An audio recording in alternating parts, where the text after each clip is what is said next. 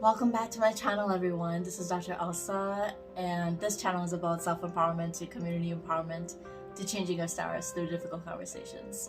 I really appreciate you coming back. It's been a while since I've done one of these sort of long-form sit-down video with you, and I wanted to sort of share something with you tonight. It's been sort of a difficult time the past 6 months, and it's sort of why I've been a little bit slow with the videos that I intended to share on this channel, but hopefully I can pick it up again. We're actually on the last day of Ramadan, and it's been about a half a year now in the anniversary of the genocide in Palestine. I just want to share this little thing with you. At the start of the genocide, I had written a letter to the Children of Gaza. It was a letter that I published on my Medium account. I also found an exhibition online. It's called Letters for Palestinian Childhoods. It's an exhibition of letters, poems, and artwork dedicated to the children of Palestine. At the time, it was sort of just starting, and I decided to sort of hold off on sharing my letter with them. Instead, I ended up sharing it just like a month ago.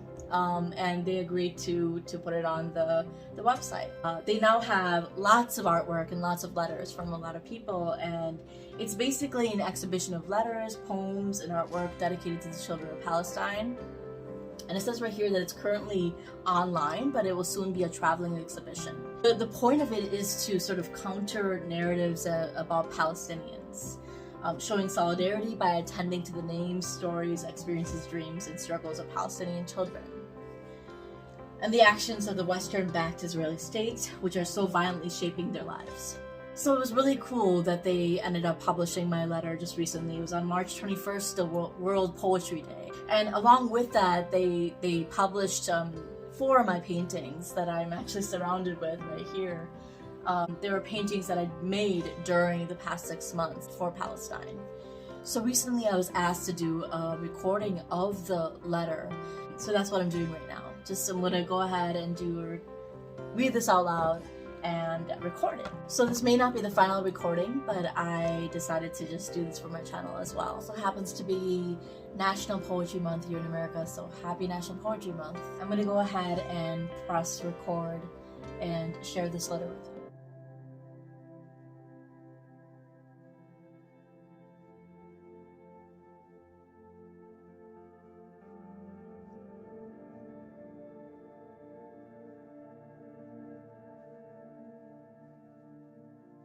A letter for the children of Gaza.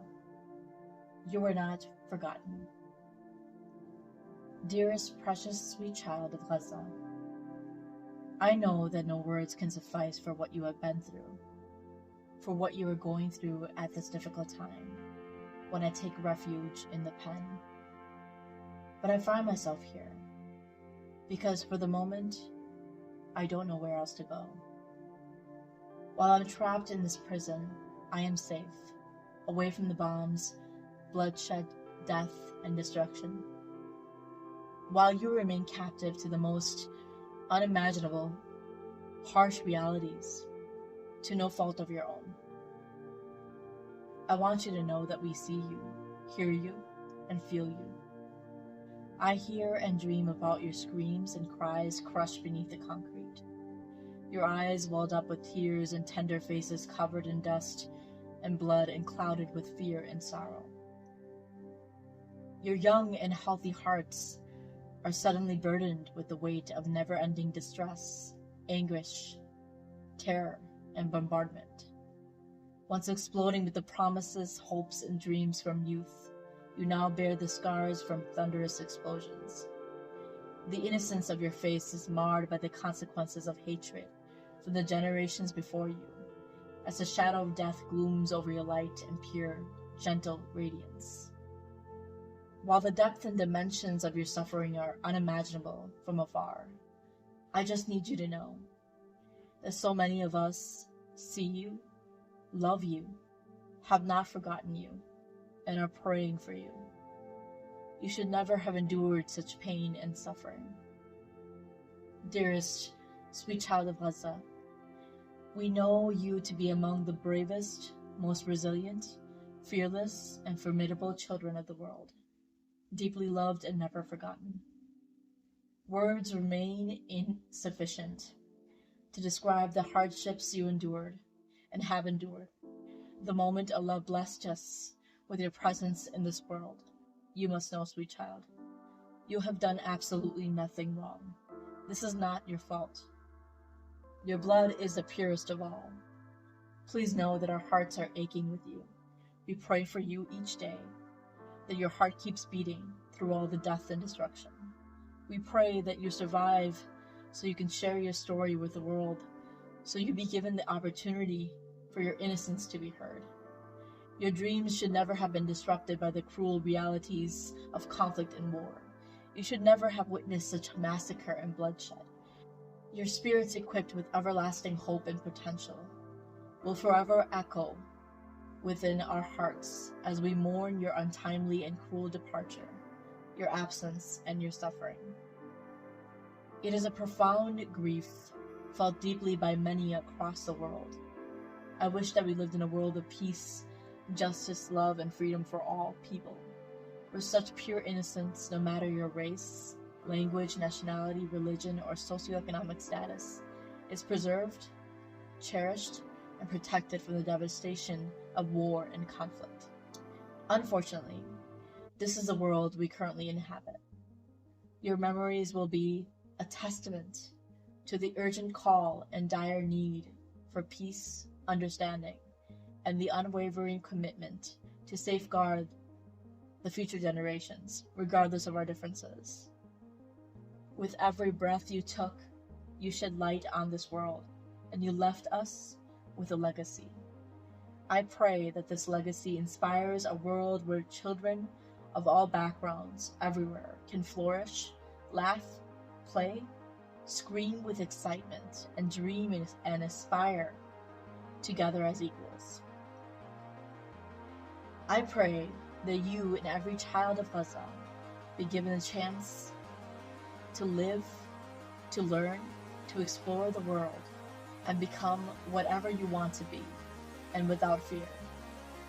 My dear sweet child of Gaza, you are not forgotten. I know you are undergoing the most horrific nightmare. I hope you know that your resilience and strength have inspired the world.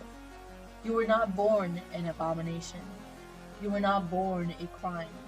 You were unjustly punished for being born in a beautiful, special place called Palestine. We wear and paint and honor the colors red, white, green, and black with your memory, now and always.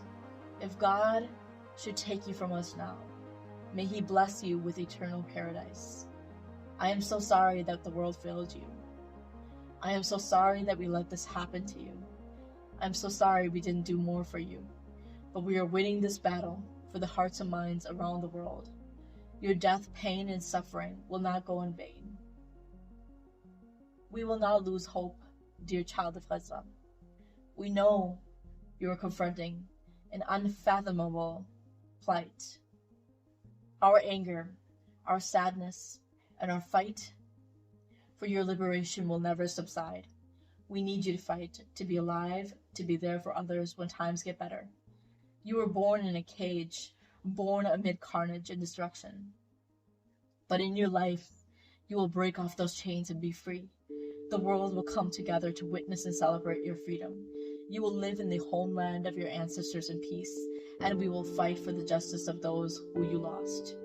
Despite this colossal hardship, your formidable spirit and courage in the face of unimaginable adversity overwhelm our hearts and bring hope for a peaceful tomorrow. With love and support from afar, we stand with you, holding on to our faith in Allah. From your strength and perseverance, the brighter days will dawn, where your laughter and joy will replace your sorrows and fears. Wishing you strength and peace in the trying days to come, and praying for your continued resilience, courage, bravery, and survival. Today we have failed you, tomorrow we keep fighting, because from the river to the sea, Palestine tomorrow will be free. Keeping you in my prayers, sending you my peace, warmth, and blessings. With all my heart, your auntie and sister. So that's the letter to the Children of Gaza. Thank you for listening. With the 33,000 plus Palestinians that have passed, 15,000 plus children among them, facing starvation on the brink of famine, utterly devastating and heartbreaking. In addition to the letter, they shared 4 of my paintings, which was such an honor.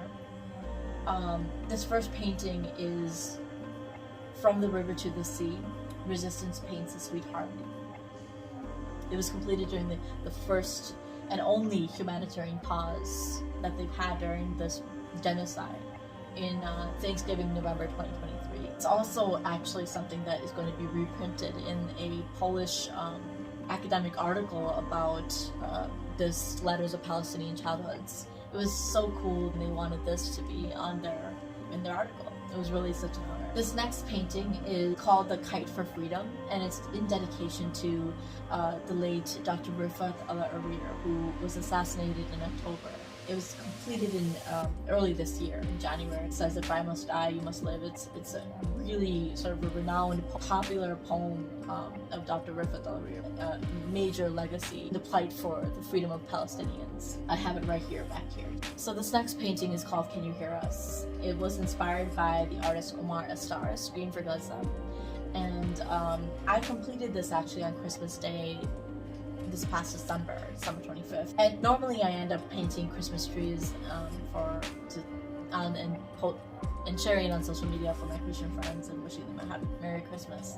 But this year I decided to paint this instead. In addition to this painting, I had actually written a poem called Your Silence Speaks. And I hope to actually share that this month and open mic at Busboys. I may share that video with you later. And the last painting right here is a Ramadan of resistance. It's the last day of Ramadan. I actually painted this at the beginning of Ramadan this year.